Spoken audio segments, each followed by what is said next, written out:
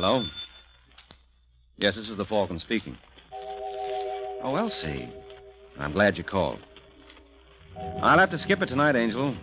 I got to play spoil sport. Some boy I know is looking for fun with a gun, and I want to make sure he doesn't get a big bang out of life.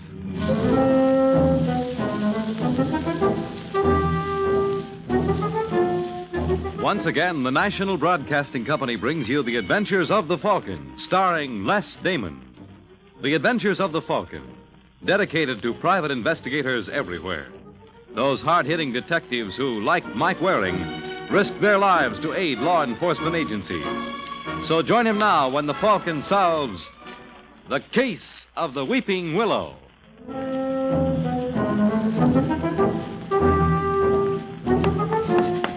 It's late afternoon in New York, and a nervous young man named Joey Willow races down the fourth-floor corridor of the Belmont building.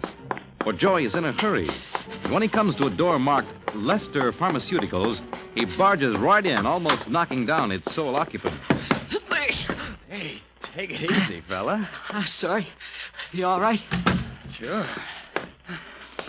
Hey, you're limping. Well, I have been for 7 years. Oh, you're You can say it. You must think I'm a jerk. Where's Lester? No, he isn't in. But he told me to meet him here at 12. Well, I guess he was detained. Look, my name is Joey Willow. Did he leave a package for me? No, You sure? I'm positive. Oh, how can you tell? Why don't you look around or something? Well, it wouldn't be any use. What's your name? Al Romano. You work for Les? Mm-hmm. Oh, maybe you can help me out. I need a jolt. A jolt? Yeah. Well, I don't know what you're talking about. Look, you don't have to worry. I'm one of Les's old customers. Didn't he ever mention a Joey Willow to you? No? Well, I'm one of the boys. It's all right. Here, maybe this will convince you. What are you rolling up your sleeve for? Yeah. You satisfied now? Let me see that. Told you I was no faker. I gotta have a shot. Well, I'm sorry. What do you mean you're sorry? You gotta give me one. I'll take anything. MC, horse. Look, Joey. I tell you, I'm okay. Les knows me. Please, you gotta. You don't know what it feels like. Well, I've got an idea. Oh, I get it. You're trying to hold me up. Well, how much do you want? Look, Joey, you don't understand. No, you don't understand. I ran out last night. That's why I called. Hello, Joey. Lester. Am I glad to see you? I was just telling this I fellow. know, I heard you. Wait in my office. But I need a shot right now. I said wait in my office. You won't be long. Just a couple of minutes. Well, Al?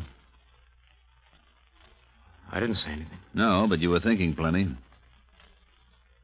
Just what a chump I've been. Well, I was real stupid not to see what's going on here. And what is going on?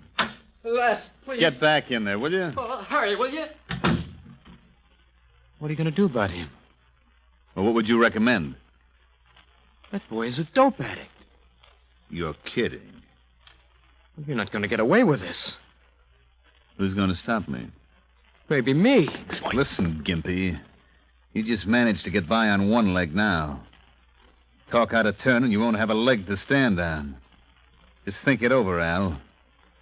You'll see I've got a point there.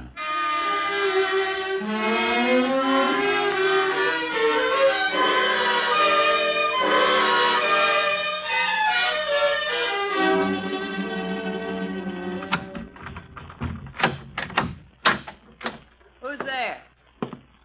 It's only me, Ruthie. What are you doing home? I quit my job. You what? Yeah. I'm glad to sit down. Now, let me get this straight. You walked out on Lester? Mm-hmm. Why? Because I didn't like the work. Well, now, isn't that just ducky? And since when can a man with your handicap be particular? You don't understand, Ruth. You know what I was doing? I was a pusher. A what? A pusher. Those packages I was delivering contained narcotics. So? What do you mean, so? Well, somebody's got to do it. Why shouldn't it be you? I don't know what you're saying. Don't be a fool. Since when can you afford to be fussy? Listen, if you saw this kid that came into the office, it would have broken your heart. You can't imagine what he was going through. Did you ever stop to think what I'm going through? How do you think I feel being married to a man who can't even support me? I know. Nah, you don't. Now get on that phone and call Lester. Uh-uh. Then what do you intend to do? I was thinking of getting in touch with Mike Waring. What for? Advice. You want advice, I'll give it to you. Call Les and apologize. I won't. It's a dirty, rotten It business. paid the rent. It was blood money. The landlord took it, didn't he? I'm warning you, Al. You go to Waring, we're through. I'll walk right out. You wouldn't. No? Watch. Ruth, come back here. Ruth!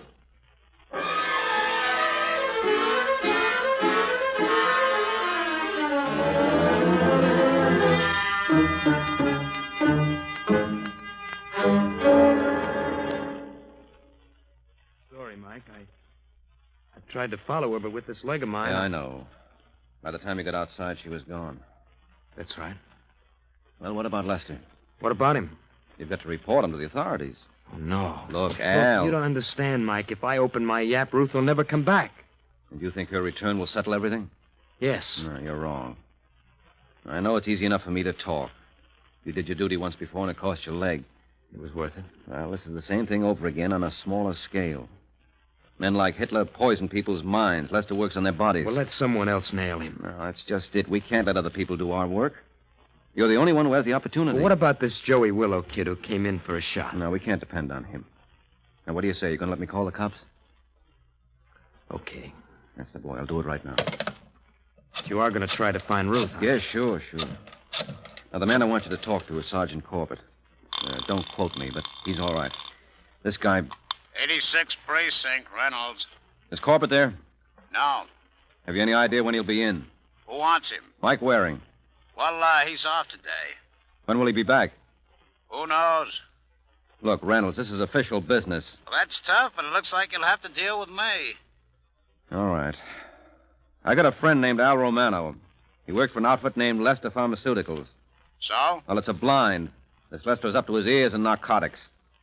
What have you been smoking? All right, don't be a goon. This is on the level. Where's this Al Romano now? At my place. Well, tell him to go on home. I'll drop by in 20 minutes. Fair enough. What did he say? You ought to go home. He'll pick you up there.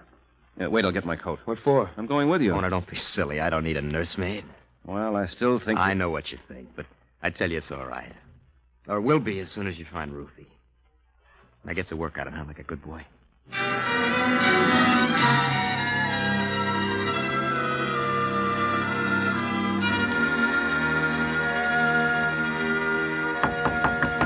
Who is it? Police, open up. Oh, just a second. Come on inside. What's the matter, Al? What are you doing here, Lester? Well, I tell you, I think maybe we both acted a little hasty this afternoon. Did we? Mm-hmm. You didn't mean what you said, neither did I. But that kid, Joey Willow, bothered me. Yeah. He bothered me, too. You know your trouble, Romano. You're too sensitive. You mustn't let a little thing like that get under your skin. Are you all through? Now, be reasonable. Come back to work for me, and I'll sweeten the ante. I'm not interested. Pay you $250 a week, and there'll be a bonus at the end of the year. You think I'd touch that money? Well, if you object to pushing the stuff, forget it. I'd just like to have you around. I'm not that pretty. Beauty is only skin deep. I like a man with character. Are you going to get out? Okay. I see where I made my mistake. You're the kind who won't touch gold, but I'll bet you'll take lead. Put away that gun, Les. What are you complaining about? You won't have to worry about that bad leg when they give you a set of wings. Happy landing, kiddo. No.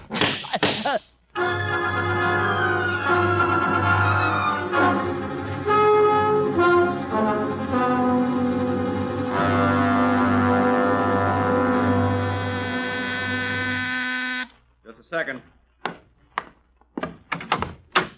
Hiya, Mike. Sergeant Corbett. Uh-huh. Hey, I heard you were out of town. Not anymore. Oh, come in. Does the invitation include me? Did you have to bring him along? Yeah, Reynolds is an associate of mine, remember? And he just told me a very interesting story. Seems you called him this afternoon about an Al Romano. Well? Or was that before or after he was killed? What? You heard me. Well, that's impossible. I just saw Al a couple of hours ago. And it was after he was knocked off at 2 o'clock.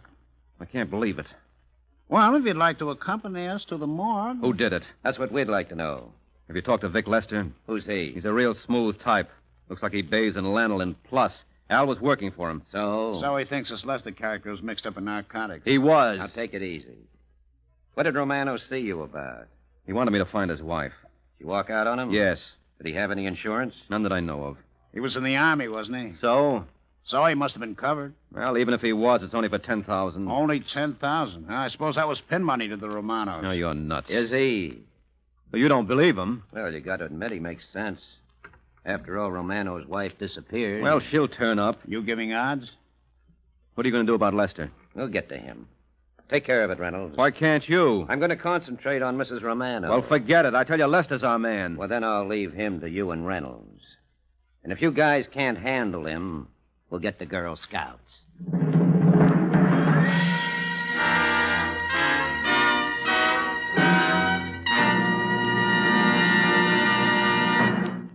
Every day last year on the highways, an average of 103 Americans like yourself or those in your family were killed in automobile accidents. But a lot of highway deaths don't seem to bother us much unless someone in our own family is killed. We are shocked, however, and do become excited when an occasional disaster or catastrophe strikes and claims a large toll of life. Why? If a tornado over which man has no control strikes several states and kills 100 or 200 people, is that disaster any worse than 100 or 200 Americans being killed in a single day in automobile accidents? The daily toll of 103 deaths a day in traffic accidents is America's greatest shame. You can do your part in helping to fight this disaster on the highways by being a safer driver and by working in your community for strict law enforcement that means safer traveling for all of us. At all times, you must remember to drive as though your life depends on it. It does.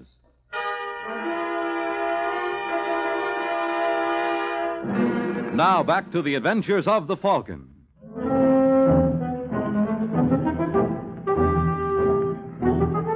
An hour has passed since Sergeant Corbett and Detective Bill Reynolds informed Mike of the murder of Al Romano.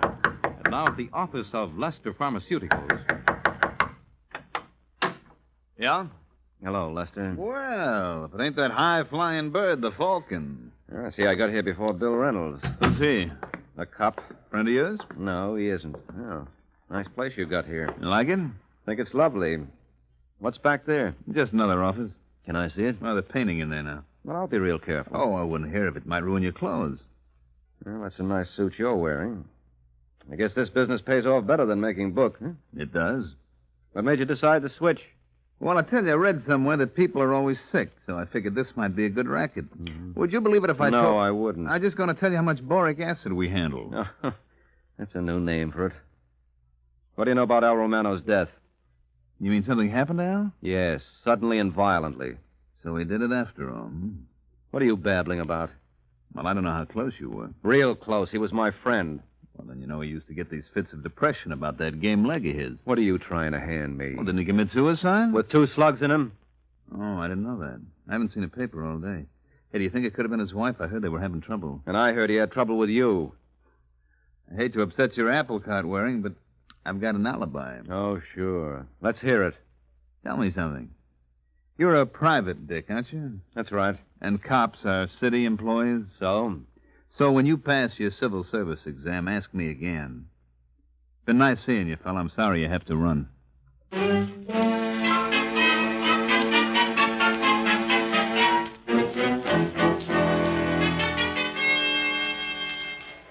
Tell you, Corbett, this Lester is our boy. If I will get you 10, he killed Romano. Well, I kind of doubt it, Mike. After all, you got no proof. Well, if you'd only talk to him... He doesn't have to. I did. Oh, come on in, Reynolds.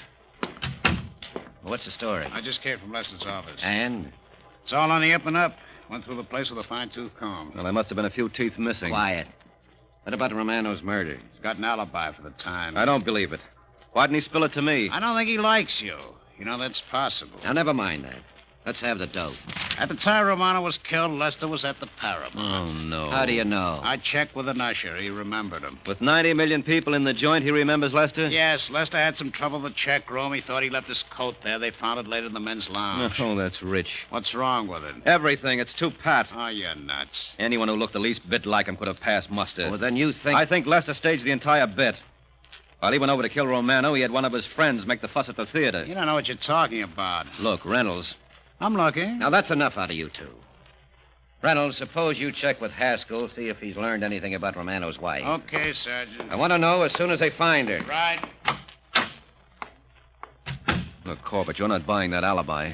Well, have to, unless you can sell me something better. I tell you, Lester killed Al Romano. He had motive, he had opportunity. Well, so did Mrs. Romano. Remember? Hey, wait a minute. Think of something? Yes.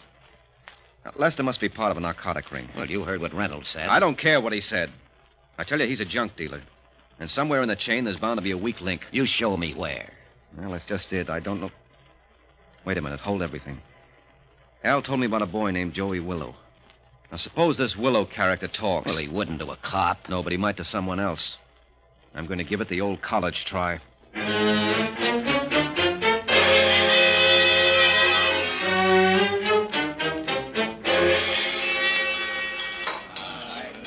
Yeah, what can I do for you? Is Joey Willow around? Yeah, I think so. I saw him about...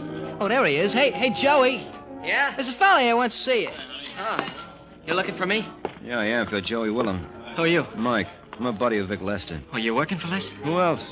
Let's go in the back. Okay, you sure we won't be disturbed? Positive. Me and the boss are like this. Wait till I turn on the light. Where's the stuff? Huh? Well, didn't Les send it over with you? Oh, sure. I got it right here. Well, start pushing, boy. I'm low. Now, take it easy, Joey. I want to talk to you first. We'll talk later. Remember a boy named Al Romano? Where's the stuff? Relax. Don't tell me to relax. What does Les think he's pulling anyway? Well, he's just being careful. You know, this could mean a prison term if I'm dealing with this stoolie. I'm no stoolie. I'm one of his best customers. You get all your junk from him? Yeah. Were you there this afternoon when he had his beef with Al Romano? You ask too many questions. Well, I explained to you. Hey, you know what? I think you're a phony. Yeah, I don't think Lester sent you here at all. No, you're wrong, kid. Okay, we'll find out. Put down that phone. I said put down that phone. Now, suppose we go for a little ride. Phil! Yeah, what's the trouble? This guy's pushing me around. Get your hands off him. No, you don't understand. No, you don't understand. He's my brother. What do they call you, Weeping Willows? No, I beat it. That gun loaded? What do you think? I think I better go quietly. So long, fellas. I'll be seeing you.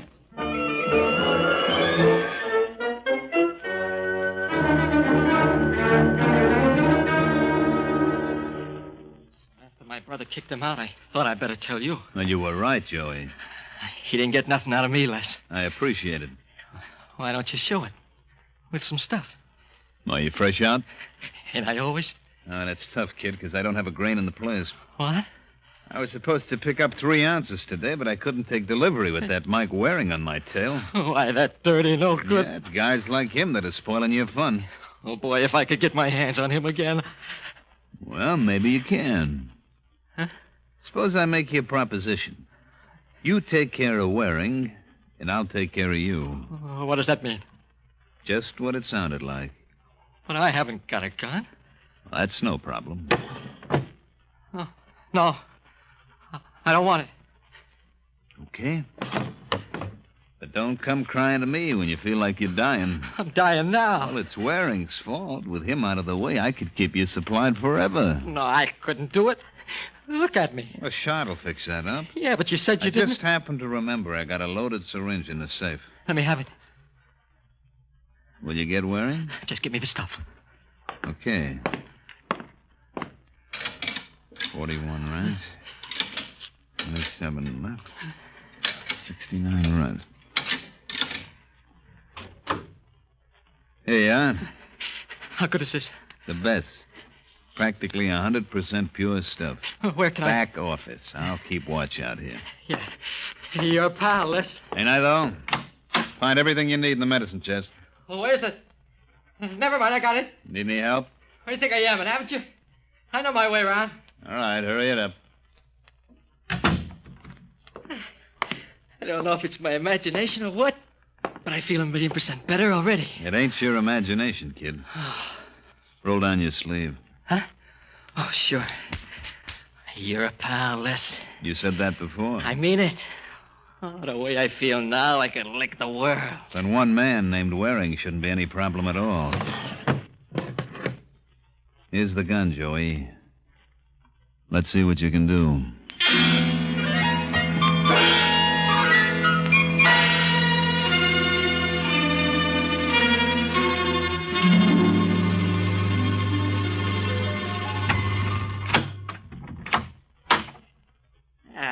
Waring.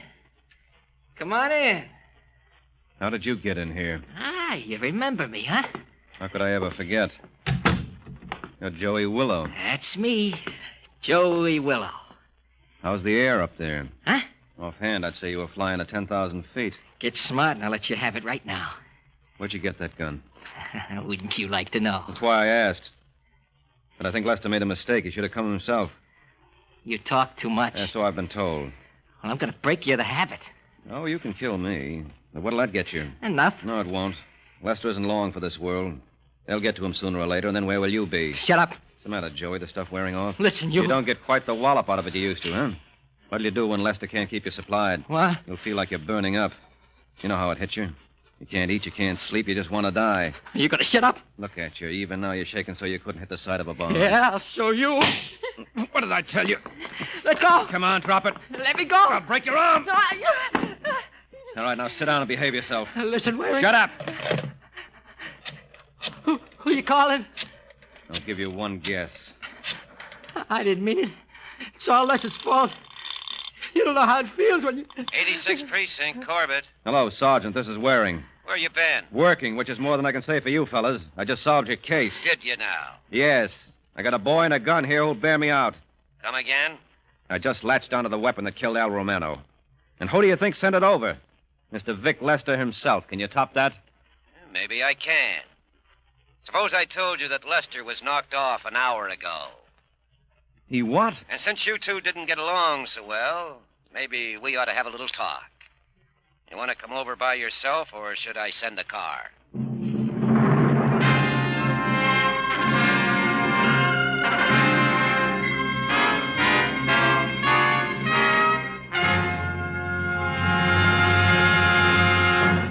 What do you and your family do on a weekend? If you're average Americans, on a Saturday or Sunday, you enjoy your car. You take a short drive or a long trip. If you use your automobile a lot on weekends, you have a good idea how many millions of cars pour out onto the highways on weekends. That's one reason why the traffic death toll is so high, and why the utmost caution is needed in weekend driving more than any other time.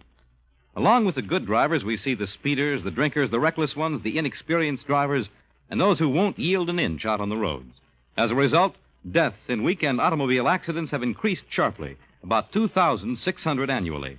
That is an average of 50 more fatalities every weekend in 1951 than in 1946. Injuries in Saturday and Sunday traffic accidents are now 200,000 greater in a year.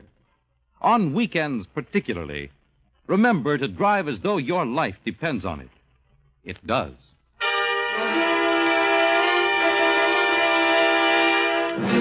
Now back to the adventures of the Falcon.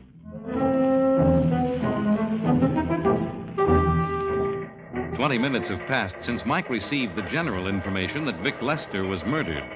And now at police headquarters, we find Sergeant Corbett filling him in on the details. As near as we can figure it, Lester was killed at 7 o'clock. Where were you at that time, Waring? Now listen, Reynolds. He's entitled to an answer. Well, you certainly don't think I killed him. Where's my motive? You thought he knocked off a pal of yours. He did. Well, Oh, you're crazy. It's all Lester wants, and that was enough. Well, where were you at 7 o'clock? On my way home. That's a hot one. Lay off, Reynolds. Look, I said Sergeant. lay off. He didn't kill Lester. Then who did? Let's take it from the top of the page. You better start, Mike. Well, we know for a fact that Lester killed Romano. How do we know that for a fact? By the gun I took off Joey Willow. He admitted Lester gave it to him. And the bullets match up with the slugs you removed from Romano's body. Go on. Well, when Lester felt I was getting too close for comfort, he steamed Joey Willow into gunning me.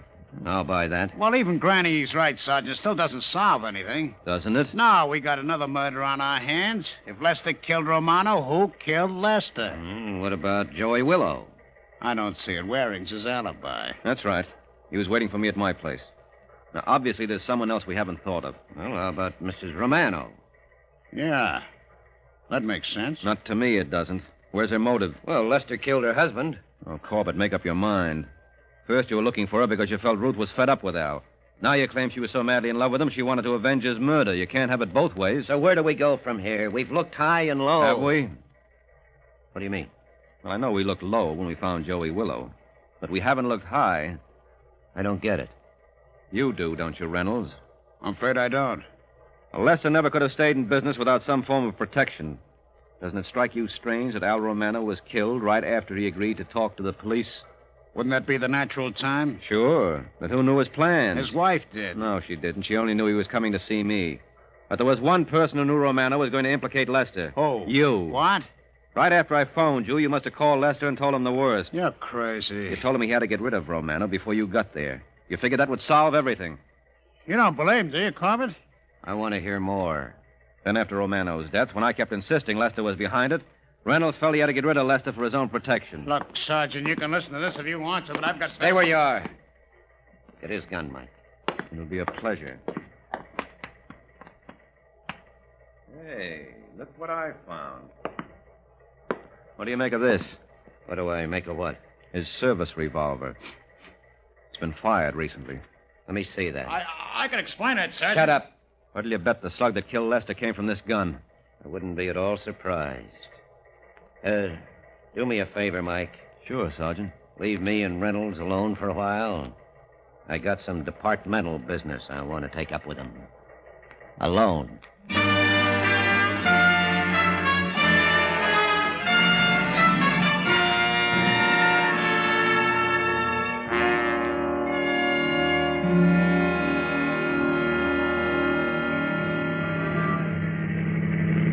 Come on, Corbett, cheer up.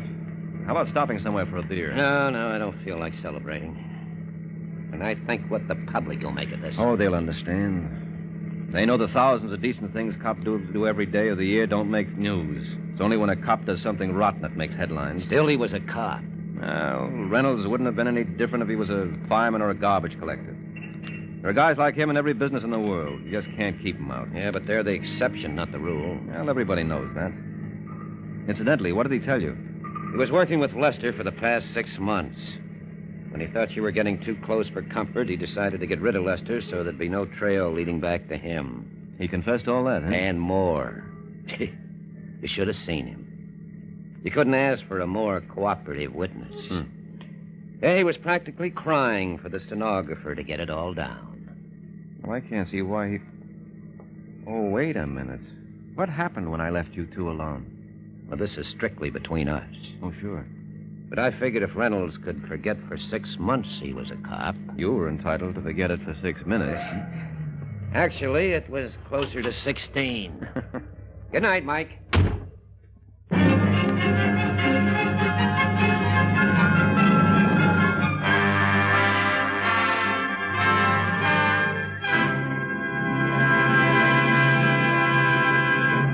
The Case of the Fatal Six. The Case of the Fatal Six. That's the title of next week's adventure of the Falcon, when Mike Waring learns that no matter how careful a killer may be, leaving bodies is always a dead giveaway. The Adventures of the Falcon are based on the famous character created by Drexel Drake. Produced and transcribed by Bernard L. Schubert, written today by Eugene Wang, and directed by Richard Lewis. Les Damon was starred as the Falcon with Chuck Webster as Sergeant Corbett. This program came from New York. This is Fred Collins speaking.